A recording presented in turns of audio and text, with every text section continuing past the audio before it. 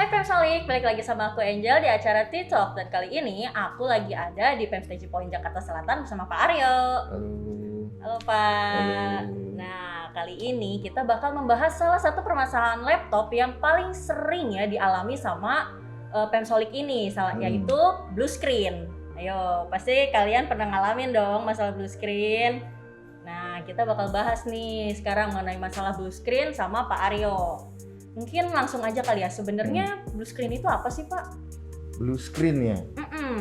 Orang-orang sering nyebutnya itu BSOD, artinya Blue Screen of Death. Ini spesifik dari Microsoft Windows ya, dari awal Windows NT sampai dengan yang sekarang itu Windows 10. Sempat juga ada Red Screen of Death, adanya di Windows Vista tapi udah nggak ada lagi sekarang. Itu related sama booting problem. Nah, BSOD itu adalah suatu tanda ya, ketika blue screen itu muncul berarti ada permasalahan di dalam sistem kita. Kita bicara environment operating system ya di Windows ini. Nah, ada beberapa yang mengakibatkan blue screen itu. Nah, yang blue screen itu yang pertama adalah faktor dari software, yang kedua itu adalah faktor dari hardware. Kalau faktor dari software itu bisa terjadi karena ada kendala di sistemnya, yaitu seperti driver problem, terus kemudian ada masalah kepada konflik update, lalu ada kernel engine yang bermasalah. Itu kalau seandainya konflik dia pasti ada BSOD. Terus kemudian hardware problem. Di hardware problem itu ketika memorinya bermasalah, nah itu pasti akan mengeluarkan blue screen gitu. Kemudian ketika ada komponen-komponen lain seperti prosesor ataupun komponen VGA, atau kalau buat bagi Pemsolik yang suka melakukan proses overclocking, itu biasanya juga bisa blue screen. Kalau seandainya tidak stabil itu bisa blue screen juga seperti itu. Jadi sebenarnya jenis-jenis blue screen itu banyak ya berarti ya? Banyak sekali. Banyak banget. Di dalam blue screen itu ada beberapa informasi yang bisa kita dapatkan. Informasi yang pertama adalah kode dari blue screen itu sendiri. Oh iya, aku pernah dengar tuh. Jadi katanya kalau blue screen itu pasti ada kodenya. Jadi kita bisa search gitu ya kodenya. Betul, bisa kode.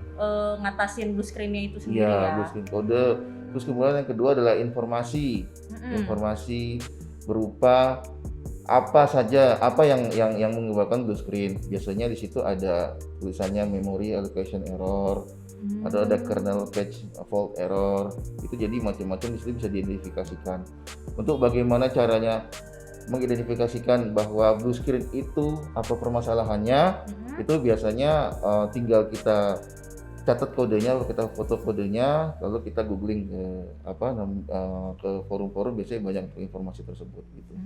Memang biasanya sering ya, ada banyak juga yang bahas-bahas blue screen gitu ya di forum-forum gitu. Itu ya? Umum sih, maksud dalam arti sering sekali, apalagi kalau orang-orang yang memang hobinya itu ngoprek ya. Maksud dalam arti pasti bakal sering ngalamin blue screen ya. Ya, nggak usah dari faktor yang orang yang sangat-sangat mengerti masalah hardware, orang yang newbie juga ya sering. Dalam arti kita ganti komponen seperti mungkin kita ganti grafis dari Nvidia ke AMD, itu juga dalam satu kondisi ada bisa menyebabkan blue screen kalau driver lamanya kita nggak bersihkan terlebih dahulu. Salah satunya sih itu. Banyak hal ya. Update memorinya sebetulnya baru, tapi karena ketidakkompatibelan dengan memori yang lama, jadi mengakibatkan blue screen. Banyak hal seperti itu. Kalau lagi blue screen gini nih, solusinya kira-kira apa nih Pak untuk mengatasi blue screen-nya ini ya? Ada beberapa ya. Kalau saya spesifik bicara ke Windows 10, ada beberapa yang bisa dijadikan solusi ya. Yang pertama itu pasti kita harus mengidentifikasikan bahwa blue screen itu dicatat ya. Apa blue screen kenapa? Nanti dicatat, terus kemudian kodenya itu kemudian kita googling aja. Nanti di situ banyak, di forum-forum Microsoft resminya juga banyak expert yang membantu untuk menjelaskan blue screen itu apa. Terus kemudian kalau seandainya memang dalam blue screen itu masih bisa untuk masuk ke Windows, ya ada baiknya dilakukan proses backup, terus lakukan proses sistem restore. Oh, itu takutnya data-datanya hilang ya soalnya ya? Ya, karena BSOD itu blue screen itu ada dua macam. Blue screen yang memang dia bisa masuk ke dalam environment Windows, ada yang memang dia sebelum masuk ke Windows, seperti itu. Ya, jadi lebih bahayanya itu kalau yang belum bisa masuk Windows gitu. Ada metode-metode yang bisa memperbaiki ini, tapi ini metodenya agak cukup advance ya. Kita harus main ke registry editor. Ya, jadi kalau yang masih bisa masuk ke Windows, ada sarannya di backup datanya, terus kemudian dilakukan proses system restore gitu. Tapi bukannya biasa backup data gitu lama ya? Berarti gimana tuh? Kalau untuk backup data tergantung ya datanya berapa lama ya. Nah, setelah nanti di backup, baru kemudian consider datanya sudah tidak ada lagi yang penting, ya baru kita lakukan proses perbaikan. Dan kemungkinan terburuknya adalah yang melakukan proses install ulang gitu dari Windows. Makanya yang harus di selamatin dulu datanya karena itu ya, karena kemungkinan harus install ulang ya. Iya, kemungkinan terburuknya adalah install ulang. Karena ada beberapa blue screen yang memang terjadi karena adanya konflik di dalam Windows-nya, Windows update-nya, dalam registrinya, di dalam ada namanya Dynamic Link Library (DLL), ada namanya di situ juga sistemnya juga berpengaruh kalau seandainya itu ada ketidakstabilan atau beda versi, banyak hal yang mengakibatkan blue screen itu. Oke, mungkin terakhir kali ya ini. Gimana sih caranya biar mencegah blue screen itu terjadi gitu? Karena kan kadang-kadang blue screen itu tiba-tiba banget nih, kita kayak bisa kadang lagi kerja gitu kan, lagi pakai laptopnya terus tiba-tiba blue screen gitu. Kira-kira mencegahnya gimana ya biar nggak tiba-tiba blue screen atau nggak sering-sering blue screen lah gitu ibaratnya. Yang pertama, pastikan selalu menggunakan Windows yang original.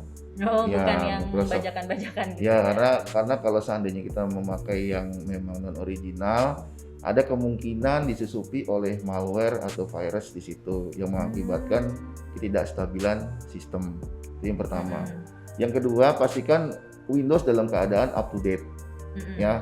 Jadi selalu mengupdate Windows karena Microsoft mengeluarkan patch, mengeluarkan update, itu pasti akan menambal sistem keamanan yang memang ada kekurangan di versi sebelumnya. Ya. Kemudian untuk membantu juga install aplikasi pihak ketiga seperti antivirus atau anti malware. Seperti itu. Itu sangat membantu untuk mencegah masuknya software-software asing, terus kemudian virus itu yang membuat jadi blue screen. Nah, lalu perhatikan juga yang terakhir adalah dari sistem file management kita ya, itu harus dilakukan proses sering-sering di scan lah seperti itu. Itu untuk yang berbau masalah tentang software ya. Kalau untuk yang berbau masalah hardware, dipastikan bahwa memang kondisi dari sistem laptop atau PC-nya itu dalam keadaan yang seperti mungkin dia nggak ada debu panas, karena debu dan panas juga bisa mengakibatkan blue screen juga seperti itu. Kira-kira berarti kalau di Teci, kalau cara mengatasi blue screen itu biasa gimana ya kalau di Teci? Kalau misalnya ada yang datang nih untuk servis karena masalah blue screen, kira-kira di Teci seperti apa tuh? Kita ada metode untuk mengidentifikasi karena blue screen ini termasuk salah satu bukan hal yang simple untuk dilakukan proses perbaikan. Kenapa? Karena ini masalahnya adalah bagaimana kita bisa menemukan solusi yang tepat untuk permasalahan ini. Langkah yang pertama adalah identifikasi masalah blue screen karena kenapa? Kita identifikasi masalah, apakah ini masalah software atau masalah hardware. Terkait dengan software atau hardware itu nanti ada di dalam kode di blue screen-nya. Itu kita memiliki metode untuk mengidentifikasi masalah apa itu.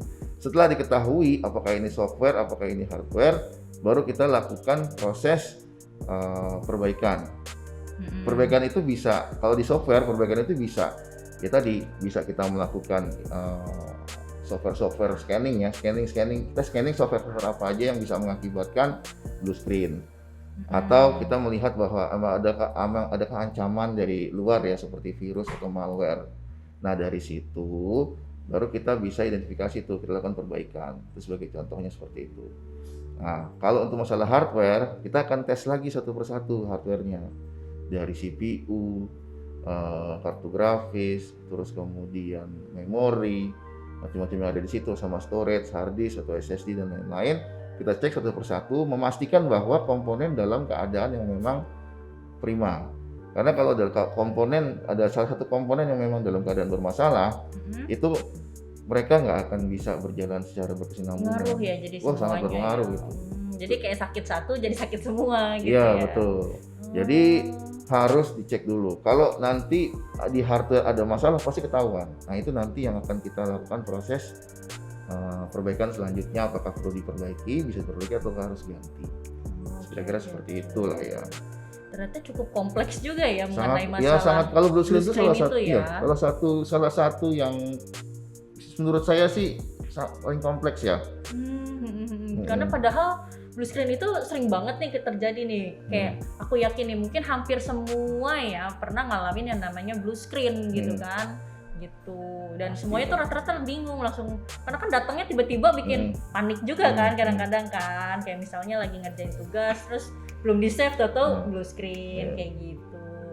Ternyata sekompleks itu ya mengenai blue screen ya. Iya, sekompleks itu. Oke, itu tadi pembahasan kita mengenai blue screen. Makasih banyak loh Pak Aryo udah ngasih info dan mengulik lebih dalam mengenai blue screen ini. Nah, bagi Pemsolik yang pernah ngalamin blue screen, kalian mungkin boleh juga komen ya pengalaman kalian mengenai blue screen, dan mungkin kalau kalian sempat tiba-tiba ngalamin blue screen, kalian juga bisa langsung aja menghubungi Pemsteci. Oke, jadi jangan lupa ya buat follow semua sosmednya Pemsteci dan sampai jumpa.